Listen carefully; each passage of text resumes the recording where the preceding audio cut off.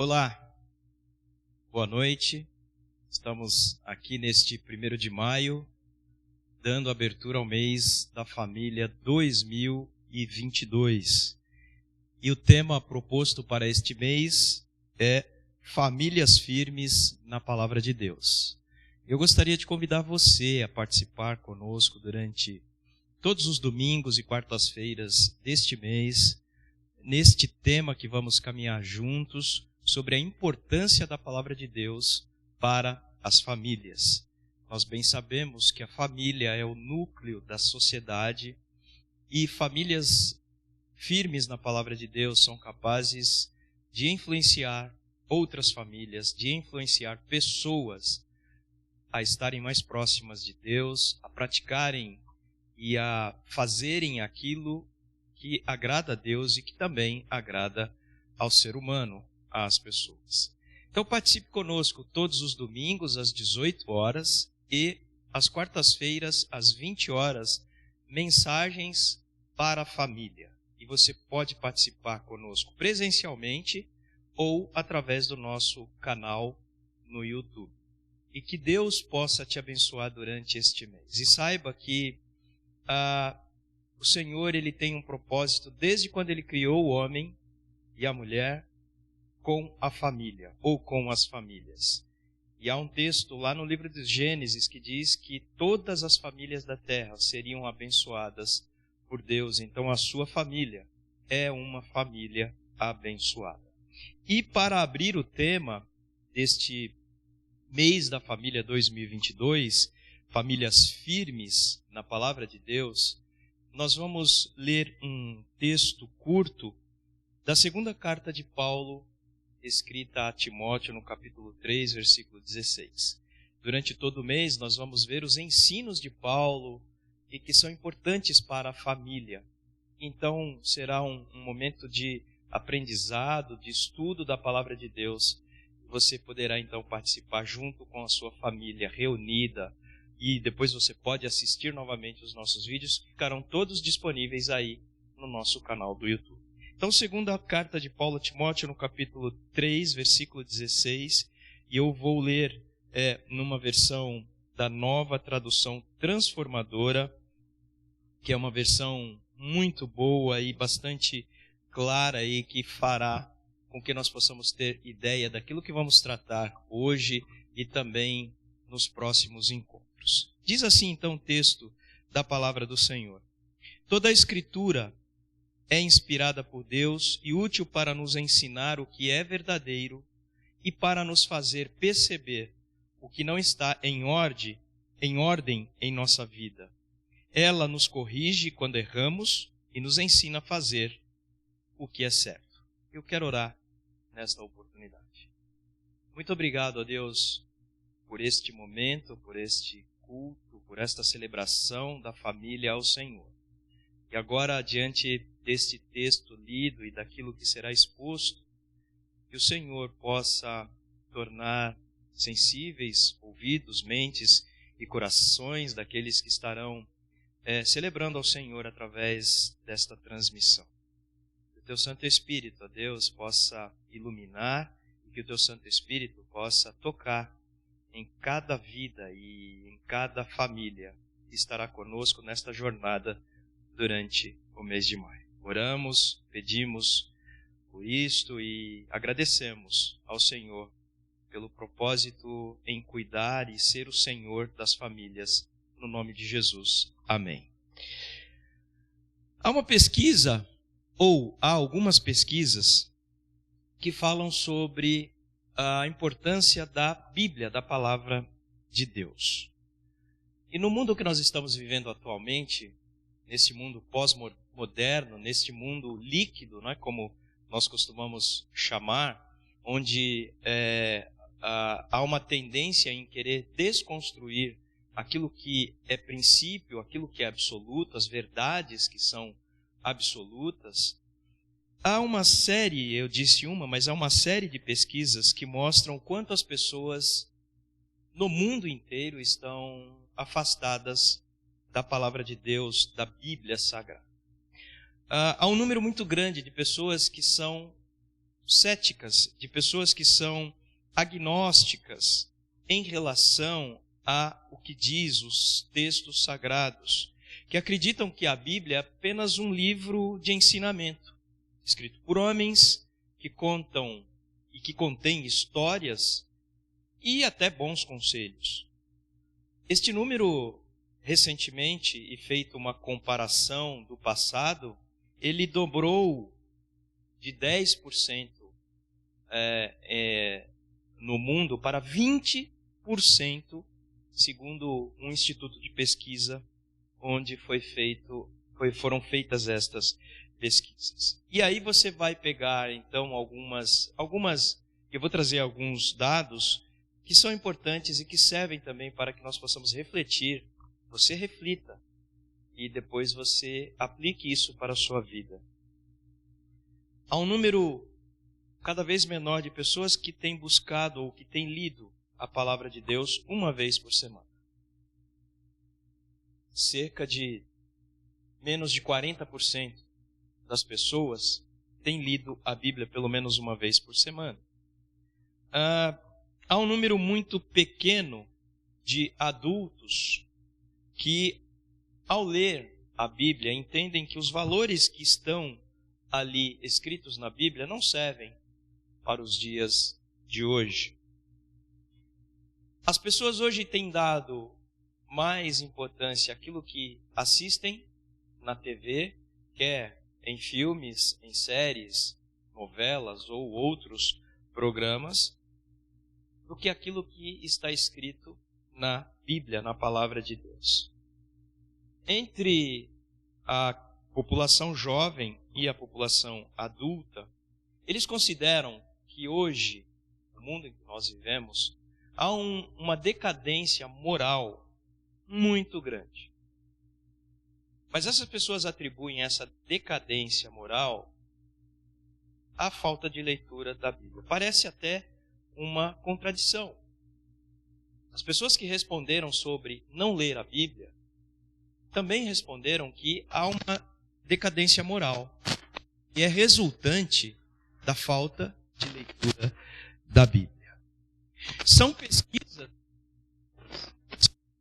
que buscaram trazer algum tipo de dado e de informação para que nós pudéssemos então pensar, refletir, rever qual o papel da família e como nós podemos retornar com o hábito da leitura bíblica dentro dos nossos lares. A Bíblia ela é a base para a sustentação, para a firmeza da nossa fé, dos valores morais, dos valores sociais, dos valores espirituais. E quando nós lemos os ensinamentos de Paulo, apóstolo, em suas cartas, e ele escreveu metade do Novo Testamento, são 13 cartas, dos 27 livros que temos, ele escreveu 13 livros, 13 cartas. Em diversos ou em quase todos os livros escritos pelo apóstolo Paulo, nós vamos observar advertências que ele faz, alertas que ele faz sobre a necessidade de nós estarmos firmes na palavra de Deus, quer seja individualmente, quer seja com suas famílias. Suas cartas, seus ensinos, seus escritos foram feitos, inspirados pelo Espírito Santo de Deus, iluminados pelo Espírito Santo de Deus, para fortalecerem a fé das comunidades das quais ele foi pastor e fundador, mas também para nós nos dias atuais, para a nossa vida cristã, para a nossa peregrinação cristã aqui na terra, para o convívio familiar, para o convívio em sociedade, para a vida pessoal, minha, sua, nossa. E aqui eu queria então destacar ou te levar a pensar em pelo menos duas questões. Por que é tão importante termos famílias firmes na palavra de Deus, na Escritura Sagrada, primeira? E de que maneira a igreja, quem é a igreja? Não é o espaço físico. A igreja é o corpo, as pessoas que fazem parte do corpo de Cristo, são os salvos, aqueles que foram regenerados através da confissão, da crença em Cristo Jesus e que em pública profissão de fé foram batizados e fazem parte de uma comunidade de fé, como a nossa, como a IBNS. De que maneira nós aqui da IBNS, nós podemos ajudar as famílias, ajudar a nossa própria família a encontrar soluções para o diagnóstico daquela pesquisa que eu mencionei logo no início, da falta de compromisso com a leitura da palavra de Deus, da falta dos valores cada vez mais avançada, dos valores morais, sociais, espirituais, que tem faltado em nossa sociedade. Como que nós, então, podemos ajudar? Primeiro, nós precisamos entender que a igreja ela é composta e ela é formada por famílias, por pessoas que são da mesma família, ou mesmo aqueles que não têm uma família de sangue, elas são incluídas na família de Cristo, na família espiritual. Muitas até são adotadas por famílias existentes na igreja. As famílias da igreja, elas convivem numa sociedade que é também formada por outras famílias. E esta sociedade, ou estas famílias, elas são carentes de bons exemplos. E onde nós podemos encontrar esses bons exemplos? Na igreja, aqui na IBNS. A sua, a minha, a nossa família são as ferramentas que o Senhor precisa, são as ferramentas que o Senhor quer usar para influenciarmos a sociedade do nosso mundo pós-moderno, líquido, do nosso mundo fast, rápido, onde tudo acontece de uma maneira muito intensa e muito rápida. Mas para que eu possa ser uma família capaz de influenciar a minha geração e as próximas gerações, eu preciso estar firmado na palavra de Deus. A sua família precisa estar firme na palavra de Deus. E aí, durante este mês, como eu já disse, nós vamos observar alguns princípios, alguns ensinamentos importantes para que a sua, a minha, a nossa, para que a IBNS seja uma família capaz de influenciar outras pessoas e outras famílias. Porque o que se conversa no ambiente familiar tem seu reflexo positivo ou negativo na igreja e na sociedade. A igreja, portanto, é o reflexo do ambiente familiar. A igreja é um retrato das famílias. Como está a igreja nos dias de hoje? Tem sido uma igreja bíblica, centrada na palavra de Deus, firme na palavra de Deus, ou tem sido uma igreja que é levada por qualquer tipo de influência externa e que afeta o relacionamento com Deus e uns com os outros? Pensando nisso, então hoje nós vamos pensar em 3 aspectos e princípios importantes para que a minha, a sua, a nossa família sejam famílias firmes na palavra de Deus, capazes de influenciar o presente para também influenciarmos as gerações futuras. E o primeiro ponto que eu quero te chamar a atenção é que famílias firmes na palavra de Deus, elas são importantes para manter a unidade dentro da igreja. Por quê? Na carta que Paulo escreve, numa das cartas que Paulo escreve à igreja de Corinto, ele vai chamar a atenção desta igreja para muitos problemas que esta igreja tinha no seu ambiente. A igreja de Corinto, Paulo vai dizer que era uma igreja que tinha todos os dons, mas era uma igreja extremamente problemática. Ela foi uma igreja que deu muita dor de cabeça para Paulo, e não à toa. Ele escreveu 2 cartas, e que estão registradas aí no Novo Testamento. O problema que Paulo vai identificar nesta escrita aos Coríntios, ou um dos problemas que ele vai identificar, é que há um sectarismo muito grande dentro e no meio daquela igreja.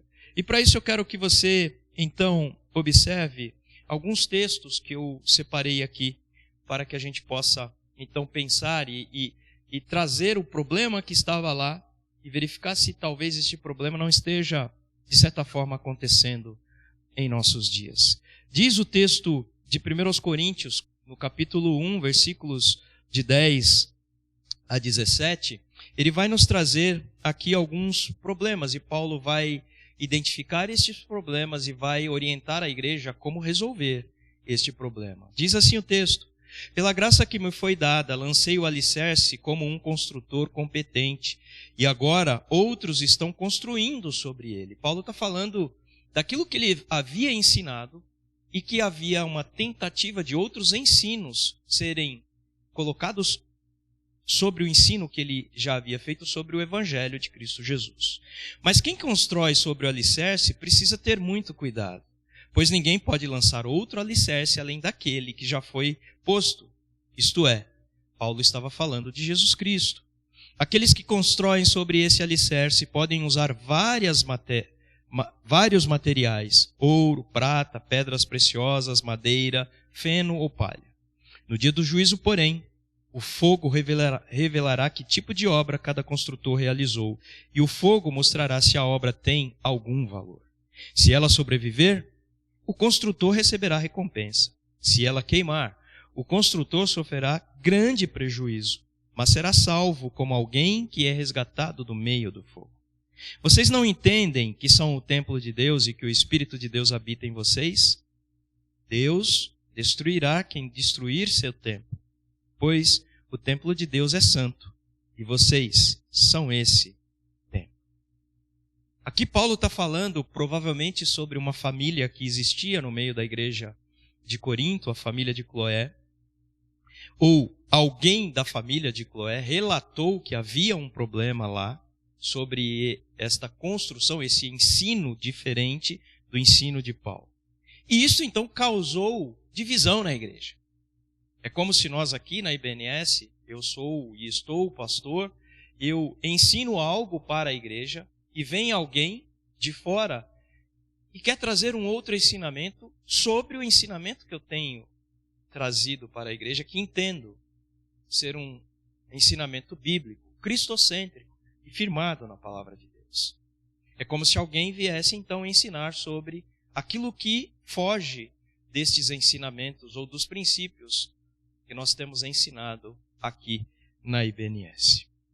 Então, diante de uma situação como essa, que caminho as famílias, ou que postura as famílias lá da igreja de Corinto tinham que tomar? E aí você pensa, se acontecer aqui, que caminhos as famílias precisariam tomar para retomar, para manter-se unida, para que não houvesse essa divisão aqui que nós notamos nesse texto. Primeira coisa é que o caminho para estar firmado em Cristo é olhar para Cristo e olhar para o texto bíblico, olhar para o texto das Escrituras Sagradas e não colocar o foco em pessoas ou líderes.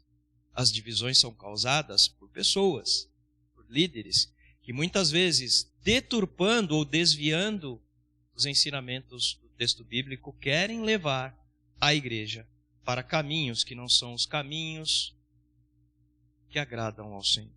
Em 1 Coríntios 1,13, Paulo vai dizer o seguinte: acaso Cristo foi dividido? Será que eu, Paulo, fui crucificado em favor de vocês? Alguém foi batizado em nome de Paulo? Paulo estava dizendo, Cristo só tem um, e eu não sou ele. Eu sou a sua testemunha, eu sou o seu apóstolo, eu sou discípulo, e vocês são seguidores de Jesus. Portanto, não tentem criar novos Cristos, porque só existiu um que é verdadeiro, que é Cristo Jesus. Não permita, e Paulo está dizendo nestes escritos, e aí você pode depois continuar esta leitura, você vai perceber que Paulo, ele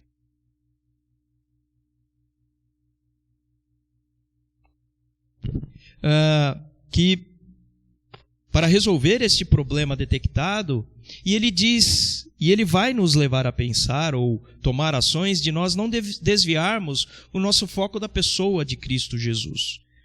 Cristo tem sempre que ser o nosso alvo. Não que os líderes, não que a igreja tenha uma liderança piedosa, liderança temente a Deus, membros que são piedosos e tementes a Deus, não sirvam de exemplo. Estes queridos irmãos e irmãs são sim exemplos para nós. Mas, apesar destes irmãos, o nosso foco sempre deve ser em Cristo Jesus. Ainda de acordo com outro texto, ainda em Coríntios, Paulo, no capítulo 3, versículo de 1 a 9, Paulo vai orientar sobre ainda este problema, que cada membro da família pode crescer na fé, mas ele só cresce na fé mediante o ensino e o estudo e a reflexão da palavra de Deus. E nos versículos 7, 8, 9, Paulo, então do capítulo 3 de 1 Coríntios, ele vai dizer o seguinte: não importa quem planta ou quem rega, mas sim Deus que faz crescer. Quem planta e quem rega trabalham para o mesmo fim, e ambos serão recompensados por seu árduo trabalho.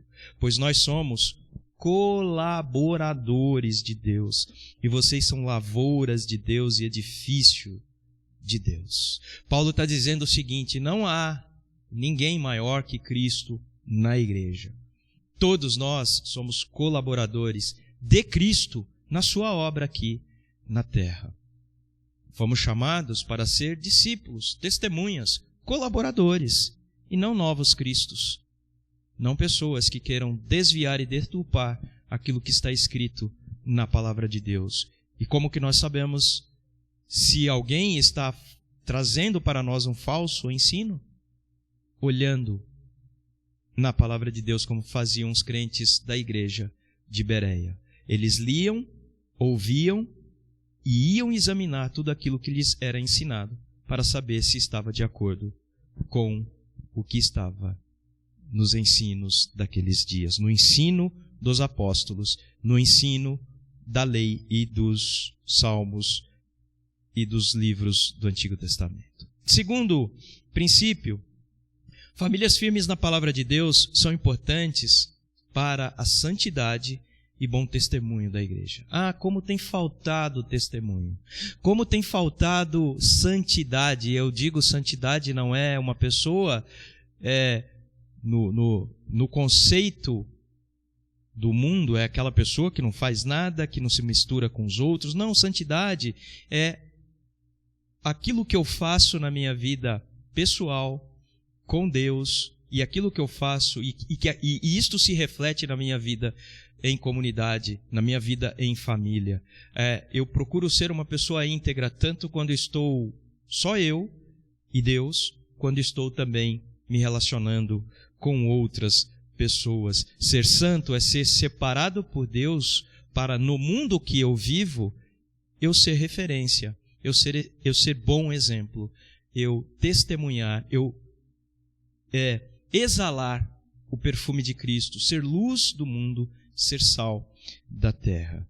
E aí Paulo continua nos seus ensinamentos e escritos na carta de 1 Coríntios, e aí ele se depara com um problema gravíssimo. Aliás, no último domingo eu preguei sobre esse texto, de haver um incesto, onde uma madrasta e o seu enteado tinham uma relação de marido e mulher. E aquilo incomodou Paulo, que não estava presente na igreja, de tal maneira que ele mandou tomar algumas providências, e você pode ler isto depois na primeira carta de Paulo aos Coríntios, nos capítulos 5 e 6, para que você possa entender o que ali aconteceu e o que a igreja não fez para resolver aquele pecado que Paulo vai dizer nem a sociedade daqueles dias cometia esse tipo de pecado, mas ele está acontecendo dentro da igreja. Portanto, como nós podemos ser famílias firmes na palavra de Deus se não estamos olhando os princípios, ensinos, valores morais que a palavra de Deus tem para nós, e a palavra de Deus nos mostra de como devemos viver e praticar no nosso dia a dia.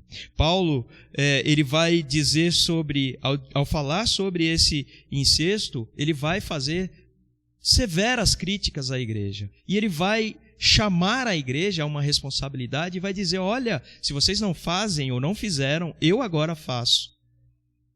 E eu quero que você, então, depois vá ler esse texto para saber qual foi a atitude que Paulo teve com a pessoa que estava cometendo, porque a madrasta e o enteado era o membro da igreja. E então, o que Paulo vai fazer, a tomada de decisão que Paulo faz para que as pessoas não pudessem praticar, ou outras pessoas pudessem praticar o que aquele rapaz estava praticando. A imoralidade praticada naqueles dias, naquela igreja, ela teve um impacto muito negativo na igreja de Corinto. Mas Paulo, ele orienta a igreja a como resolver. E há coisas, há princípios, há verdades absolutas, como esta prática do incesto, não é algo que Deus aprova. E não é algo que nós queremos para a nossa sociedade dos nossos dias. Isto não mudou. Portanto, nós não podemos entender nesta sociedade líquida, onde não há verdades absolutas, esta é uma verdade absoluta. E nós precisamos lutar para que ela permaneça e prevaleça nos nossos dias. E como que nós podemos fazer isto? Através de famílias que conhecem e que estão firmes na palavra de Deus. Como as famílias podem se firmar na palavra, na santa palavra, na palavra de Deus, para que a igreja possa ser beneficiada, para que a sociedade seja também abençoada? É olhar para o que diz o texto. É olhar para os ensinamentos, as verdades, os princípios que são inquebráveis, que são indestrutíveis, e levar estes princípios no seu viver diário, no seu cotidiano. É dizer não às coisas que o mundo tem oferecido. A imoralidade, a falta de verdade, a desonestidade e tantos outros pecados que são cometidos, adultérios. Adultério leva também, é um pecado grave também. Muitas vezes temos ouvido muitos líderes ou até crentes defendendo que a ideologia de gênero é um pecado, mas muitas vezes essas pessoas estão cometendo pecados que estão classificados na mesma categoria destes, por exemplo. Portanto, nós precisamos olhar a Bíblia e entender que pecado é tudo aquilo que nos desvia do foco, do nosso alvo, que é Cristo. E o nosso foco, como disse Paulo, Cristo é sim o nosso alvo. E é por Ele que nós devemos viver. E é com Ele que nós vamos viver. Fujam da imoralidade sexual, Paulo diz. Nenhum outro pecado afeta o corpo como este, porque, conforme o texto que lemos agora há pouco, o nosso corpo é a habitação do Espírito Santo de Deus. E se alguém tentar destruir este corpo, será destruído por Deus. A imoralidade era algo muito comum na cidade de Corinto, uma cidade imoral, uma cidade onde as práticas eram imorais. E por isso refletia na igreja, porque haviam crentes recém-convertidos, mas haviam crentes que já tinham tempo de conversão, mas que não largavam a imoralidade, aquele pecado deliberado em que eles não conseguiam dominar ou não permitiam que o Espírito Santo pudesse tratar deles e assim abandonar estes pecados. Paulo estava dizendo que aquele pecado, além de destruir o indivíduo, poderia destruir a igreja e certamente destruiria a sociedade daqueles dias. Terceiro e último princípio, nós precisamos de famílias firmes na palavra de Deus para que a geração presente e a geração futura sejam impactadas pelo conhecimento desta palavra. Em 1 Coríntios capítulo 7, Paulo vai trazer uma série de orientações para o marido e para a mulher. Você pode ler esse texto.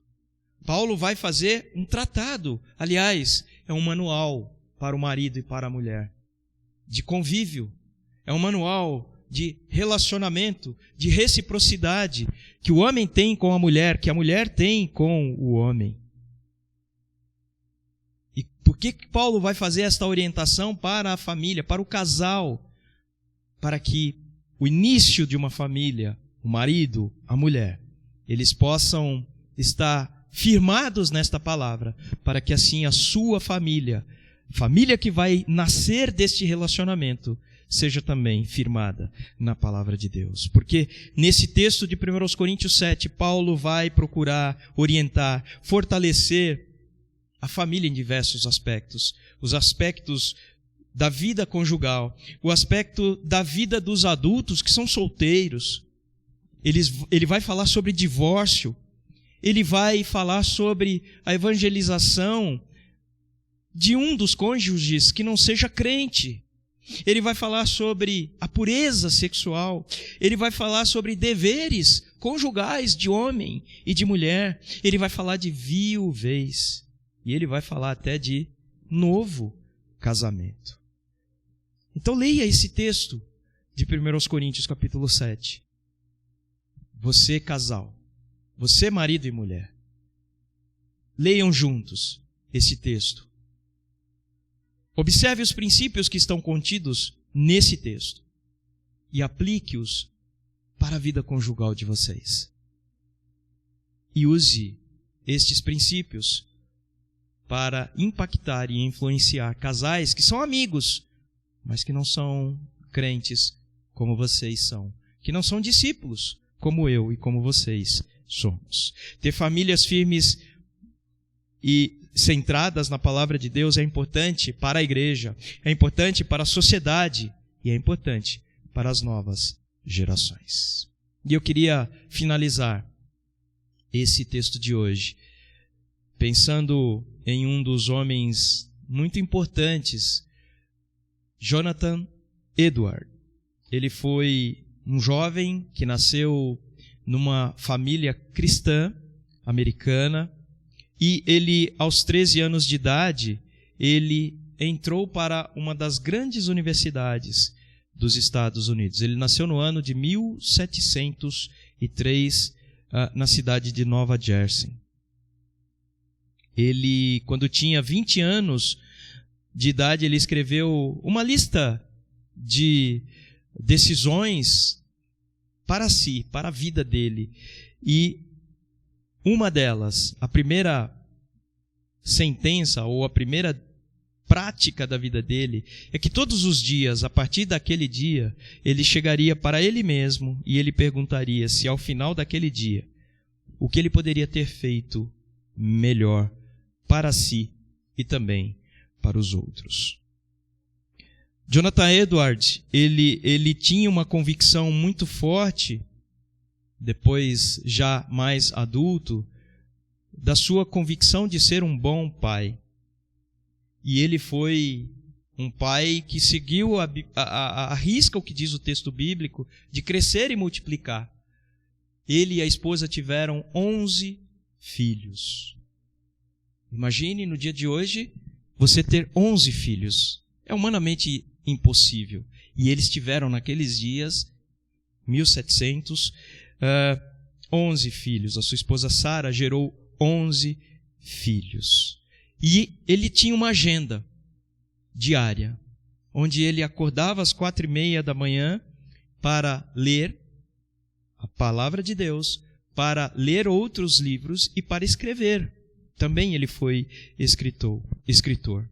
Ele foi também um servo de Deus que proclamou o evangelho, que viajou para diversos locais dos Estados Unidos para proclamar o evangelho de Cristo Jesus.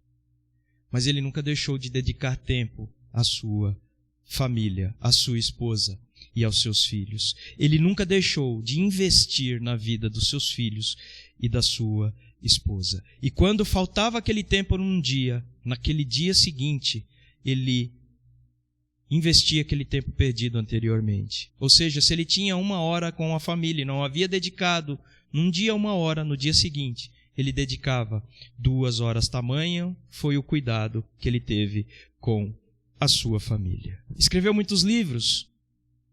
Foi alguém que influenciou a sociedade americana daqueles dias. Deixou um legado profissional, deixou um legado espiritual muito grande. Alguns anos ou alguns séculos depois, escreveram sobre ele e fizeram uma árvore genealógica de Jonathan Edwards. Foram 1.394 pessoas. E destas pessoas, 13 se tornaram presidentes de universidades. 65 pessoas, professores de faculdades. 30 juízes, 100 advogados, 60 médicos, 75 oficiais. Um vice-presidente dos Estados Unidos. Na sociologia, existe um estudo sobre a família, sobre a sociedade, onde eles denominam esse estudo como a regra de 5 gerações. A maneira como os pais criam, educam seus filhos. O amor, os valores, os princípios que são ensinados a esses filhos passam de geração para geração. Os valores e cuidados espirituais, sociais, necessidades básicas e emocionais afetam uma pessoa. E esta pessoa, se ela é uma pessoa que recebeu bons valores como este que citei, certamente ela passará estes valores às próximas gerações. Portanto, que legado você pretende deixar para a sua família hoje? Ou que legado você tem construído para a sua família nos dias de hoje e que vai afetar a sua família, a sua geração, a sua descendência futura? Você pretende deixar um legado saudável para a sua família? Comece então se firmando na palavra de Deus. Sente-se com a sua família diante da palavra de Deus. Ensine sobre a palavra de Deus, seus princípios, seus valores morais, éticos, sociais e espirituais. Ensine seus filhos, ensine sua esposa a serem pessoas cristãs, porque seguem a Cristo, não seguem uma religião. Nós precisamos ser e ter em nossa igreja, na IBNS, pessoas focadas em Jesus, e não numa denominação, e não numa família, e não numa pessoa, que não seja a pessoa de Jesus. O meu desejo nesta noite é que a minha, que a sua e todas as famílias da IBNS sejam famílias firmes na palavra de Deus e que o Senhor nos ajude a fazer isso. Eu quero orar mais uma vez pela sua família. E se você se sentiu impactado com esta mensagem, deixe aí o seu comentário em nosso canal ou coloque ou mande uma mensagem para o nosso WhatsApp. Entre em contato conosco através das nossas redes sociais. Você manifeste-se. Diga o que se você tiver alguma dificuldade, algum problema, nos procure. A igreja está aqui para te ajudar. A igreja está aqui para te auxiliar. Nós somos uma igreja colaboradora da obra de Cristo aqui na terra. E nós queremos te ajudar e estamos aqui para isso. Nos procure e nós vamos procurar te ajudar. Muito obrigado a Deus pela reflexão desta noite. Nos ajuda a refletir nela. Nos ajuda, Deus, a manter as nossas famílias focadas e firmes na palavra de Cristo Jesus. Permita que sejamos famílias que influenciem a sociedade, o mundo, porque conhecemos, vivemos e praticamos os princípios contidos na Tua palavra. Ajuda cada chefe, cada responsável por família, quer seja homem, quer seja mulher, a serem líderes familiares, líderes espirituais, sacerdotes e sacerdotisas do Senhor, no ensino, na propagação do Evangelho, mas também no ensino, na propagação de valores éticos e morais, que são valores éticos e morais que agradam ao Senhor e que estão contidos na Tua palavra. Nós oramos e clamamos em nome de Cristo Jesus, hoje e para todo sempre. Amém. E que Deus te abençoe e Deus abençoe a sua família. Fiquem com Deus.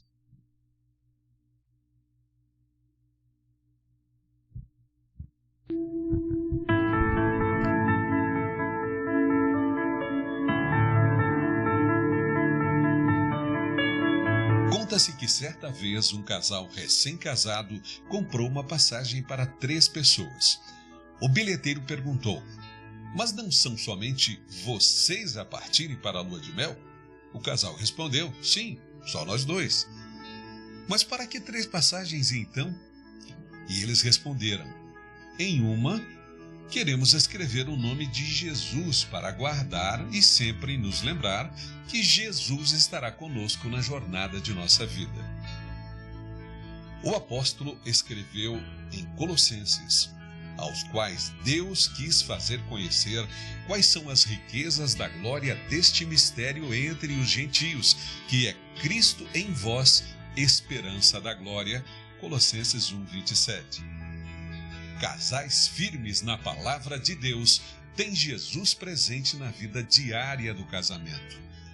O mundo tenta, de várias maneiras, separar os casais por meio do divórcio, do adultério, do egoísmo, dos problemas financeiros, mas quando o casal tem Cristo, tudo isso pode ser resolvido com os ensinamentos da palavra de Deus. Ter Cristo no casamento não é apenas um conceito, mas é viver a vida conjugal firmada na palavra.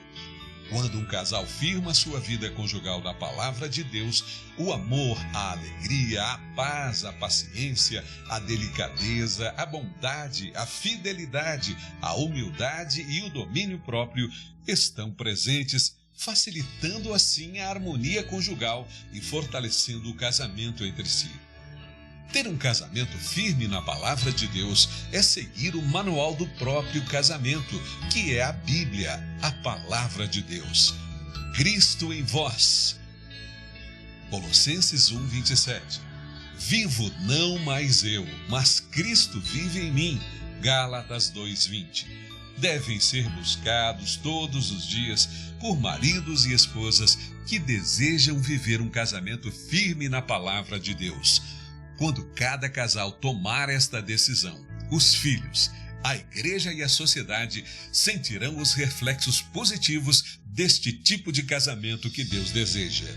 Firme seu casamento na palavra de Deus.